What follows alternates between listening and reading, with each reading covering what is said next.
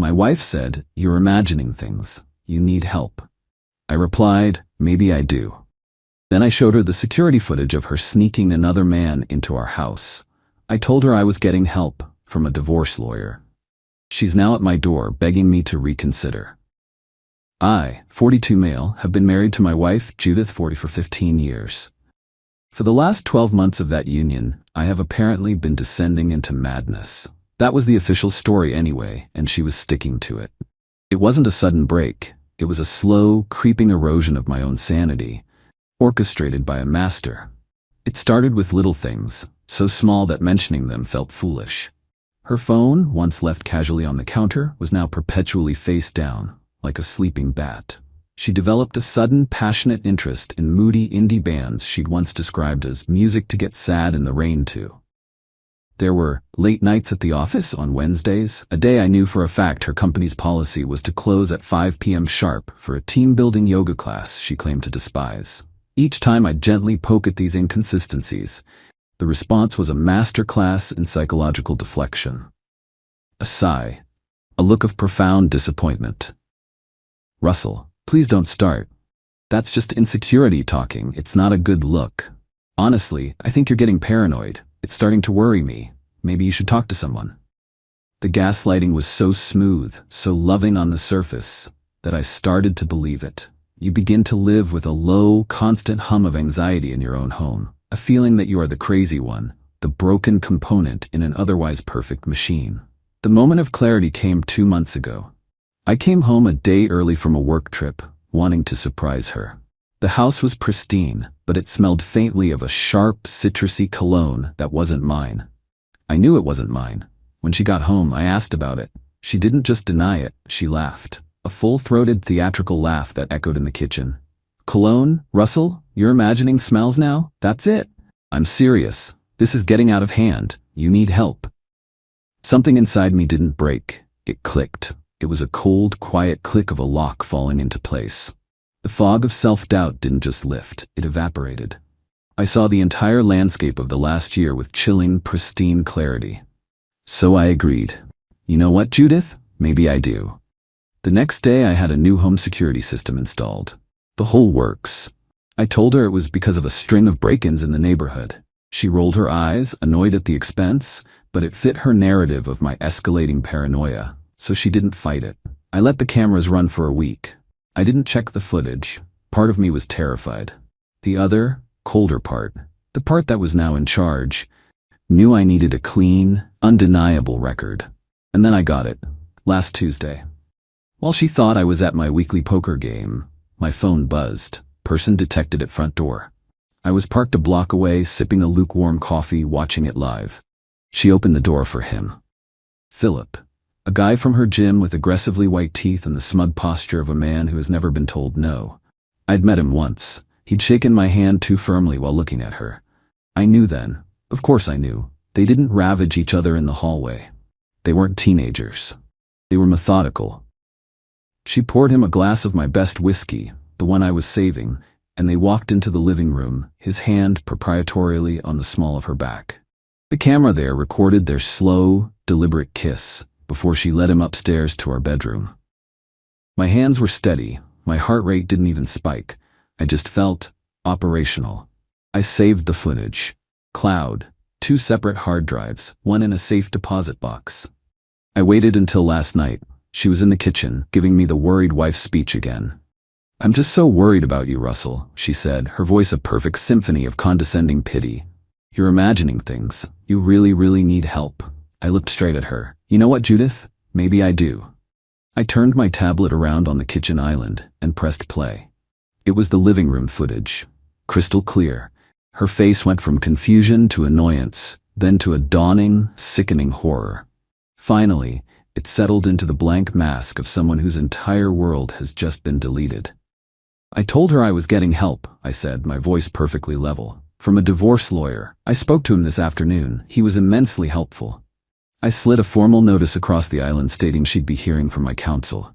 I told her I had packed a bag for her. It was by the front door. She tried to speak, to pivot, to attack. "You spied on me?" But the logic was inescapable. She left. Update 1. Thank you for the comments. It's like having a silent, supportive jury. I didn't answer the door. I just watched her cry on the monitor until her performance ended and she left. The begging text lasted for 24 hours. Then, the strategy shifted. Judith and Philip aren't just cheaters, they're collaborators. Their first move wasn't aimed at me, but at my support system. They got to our friends first. Specifically, Luis and Kayla, a couple we've known since college. Judith went to them with a story so compelling, so full of tears and twisted truths, that they bought it completely. Her version: I had become emotionally abusive and controlling. My paranoia led me to install cameras not for security, but to trap her. Philip was just a dear friend who was supporting her through a difficult time, and I, in a fit of rage, twisted their friendship into something ugly.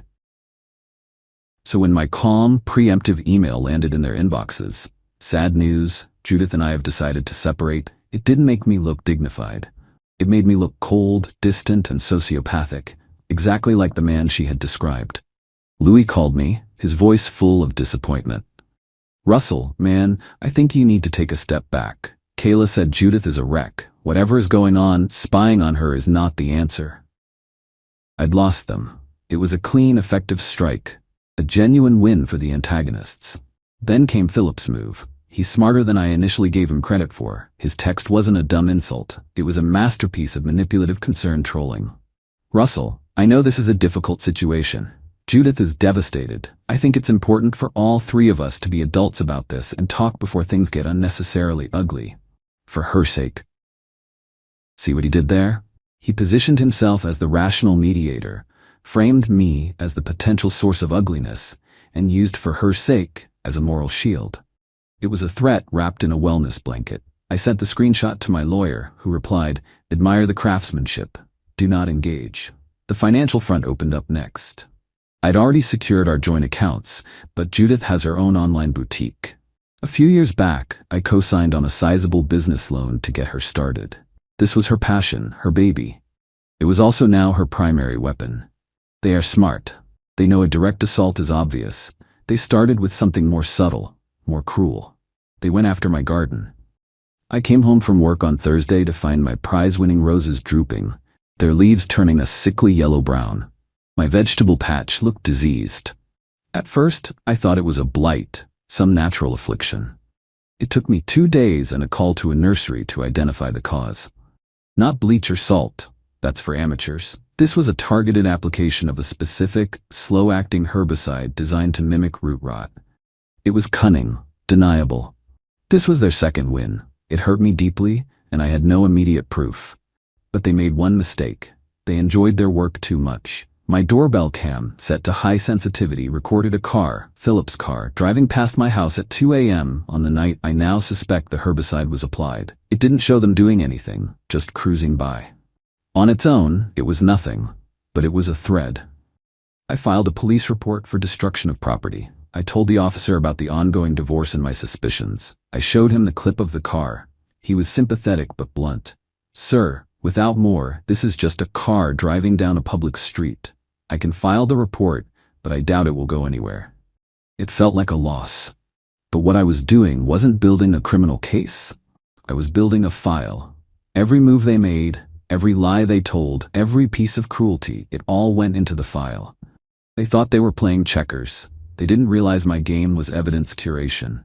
Update 2. Welcome to the slog. This part of the war isn't fought with dramatic confrontations, but with emails, phone calls, and certified mail. It's a war of bureaucratic attrition, and I'm discovering I have a real talent for it. First, the loan. As expected, Judith intentionally defaulted. 2 payments missed. The formal letters started arriving. My credit score took a gut-wrenching hit. This was their big play, the one they thought would force me to the negotiating table. I booked an appointment with the bank manager. I wore a suit.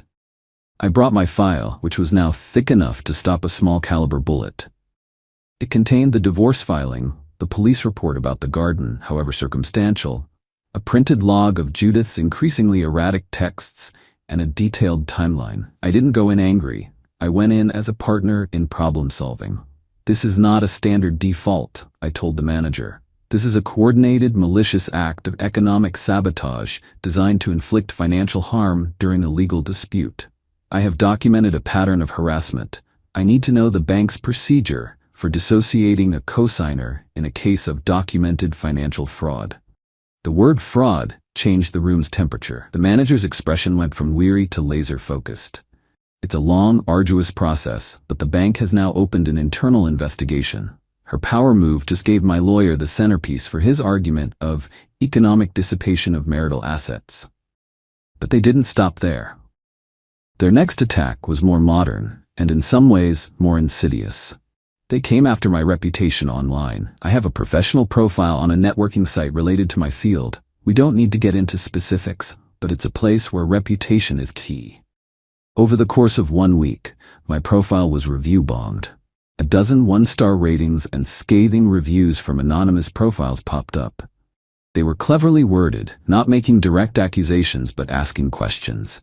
Is this person trustworthy? Had a very negative interaction, felt he was unstable. Doesn't seem to handle pressure well. It was a ghost attack. Untraceable but devastating. It was designed to validate the exact narrative they were pushing in our social circle. It was Philip's work. I could feel it. It had his slimy, indirect style. This was their third win. It impacted my professional standing and caused me genuine stress. It was another front I had to fight on. I spent hours on the phone with platform support, filing tickets, providing evidence that these profiles were created on the same day and were likely fake.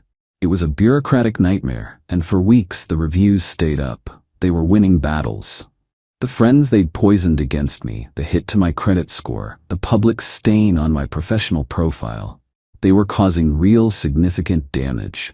They were methodical. But they had one critical vulnerability. They believed their own PR. They were convinced they were the sophisticated wronged party and that I was just a hysterical man reacting to things. Every action they took was based on that single flawed premise, and every action they took, I documented. The file grew thicker. Final update.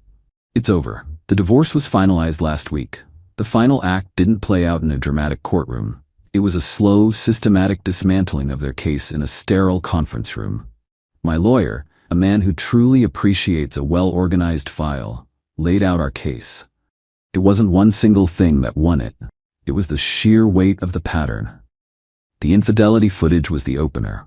The police report about the garden, combined with the clip of Philip's car, established a pattern of harassment. The bank's internal investigation into the loan default proved malicious economic dissipation.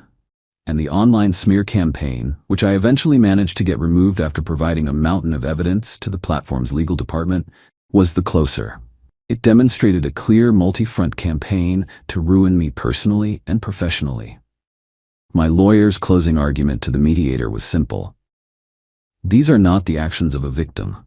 These are the calculated actions of a perpetrator.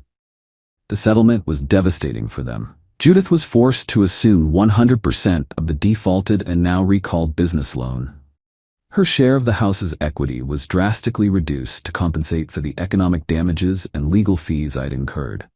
I bought her out for a sum that was, as my lawyer put it, mathematically correct and emotionally unsatisfying for her. Philip faced his own quiet reckoning. The letter my lawyer sent to his HR department, combined with whispers of his involvement in a targeted online harassment campaign, made him toxic. He wasn't fired, but he was moved to a non-client-facing compliance role in a satellite office. A demotion in all but name. The wealth advisor's own wealth of smug self-assurance had run dry. I resolved the social front as well. A few months ago, Louis called me. He was hesitant, deeply embarrassed. He and Kayla had gone out to dinner, and an acquaintance of Philip's, loosened by 2 martinis, had bragged about how Philip had helped his girl Judith really stick it to her crazy ex. Louis apologized profusely. I accepted. But the friendship isn't the same. It was a casualty of the war. You learn who your real allies are not when times are good, but when the propaganda machine starts spinning. Last I heard, Judith and Philip are living together in a cramped rental apartment. Their grand passion, born in the thrill of secrecy, is apparently withering under the harsh glare of financial strain and shared failure. They still blame me. I am the villain of their story, the evil mastermind who ruined their lives. That used to bother me, but it doesn't anymore. Their entire strategy was based on me being the hysterical, emotional wreck they tried to create. When I wasn't, they had no plan B. They were playwrights who only wrote one character, and I refused to say the lines. And me? I'm here.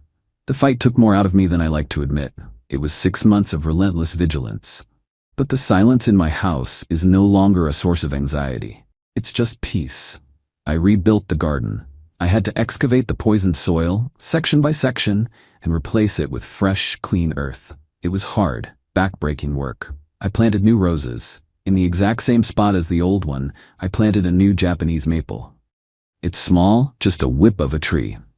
But it's alive. Yesterday, I was sitting on my front steps with a coffee, looking at it. The scars of this past year are there, but they are part of the landscape now, not the whole view.